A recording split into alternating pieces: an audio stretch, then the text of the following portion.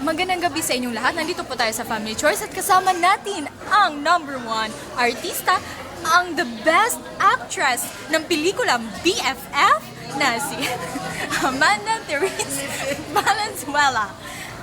Magandang gabi, Amanda. Nasaan yung kasama mong si Ai? Actually, I'm not the artist. So, ito po yung mga ininom mo? Sino po yung mga kasamahan mo? Ako lang po mag-isa. Ay, ikaw lang po yung mag-isa? Para yung mo, pelikula mong BFF. That was really interesting. Yes. Can you tell us about your movie? You know, I really haven't seen that movie yet. Wow, very good. Congratulations. You're welcome. And then po, What? ano po yung masasabi mo sa partner mong si Ai? Ito po si Ai. Si Ai po, masaya po siya kasama. Kahit nagsasakitan po kami, kumakain kami, gagawa na lang sa So, totoo ba talaga na siya ang BFF mo? Paano na si Chris Aquino? Hindi po sila. Ay. Ayaw niyo sila? Sino sila? Sino sila? Mga engkanto sila. Ay, tito na po yan. O sige po, balik po tayo sa BFF. Nasaan po tayo ngayon? At dito po tayo sa family trip. Sa may cartoon mo. Ano po yung masasabi mo sa family choice? Sa tingin ko, alam mo, marami. Ito. Ayan, may kinakain ka na naman po. Opo, nilagyan nila ng pagkain. Kakatapos nyo lang pong uminom, ngayon kakain na po kayo. O, sige po. Kahit pagsabay pa ako rin kahit tsaka pagtulog, pwede lang yun. Pwede pong sample? So, yeah. Sabi niyo po, sabay. Hindi po yung sabay. O, yan po. Thank you po sa sample. Sino po yung hinihintay natin? Ang aking po, Ay, ito po yung kasamahan mo. Ikaw si Miss Sharon, ito si Casey. At saka yung kinamanghuran yung anak. Ano po yung masasabi mo sa kanila? May mensahe po ba kayo kasi?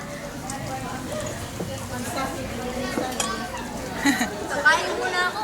Kakain niyo muna kayo. Magandang gabi po, ma'am. Ano po yung masasabi mo sa mga taong nagpipicture?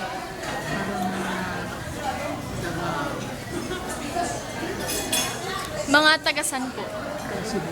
Taga Cebu. Taga Cebu din po kayo. So, kamukha nyo sila. Mukha nila parang nasa ibabaw ng mundo. Ay, so ano po yung mensahe mo sa husband nyo na nagbibigay ng Wala ka ng pakialam doon? Tama na. Good night.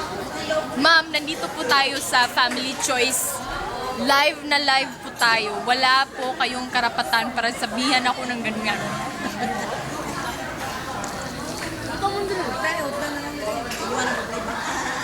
Sige, ano ang masasabi nyo sa pagkain ito? Tinikman mo?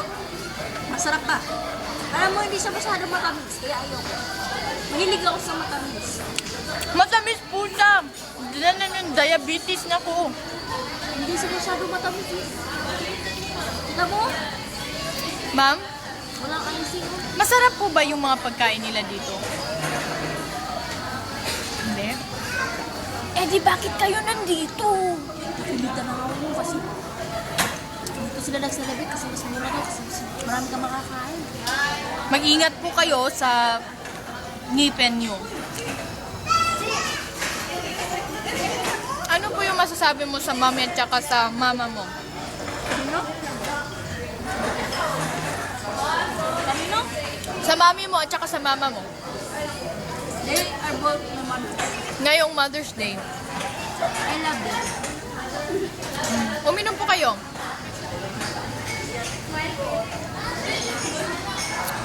Ano po yung kakainin mo mamaya? Paano? Hindi mo pa alam?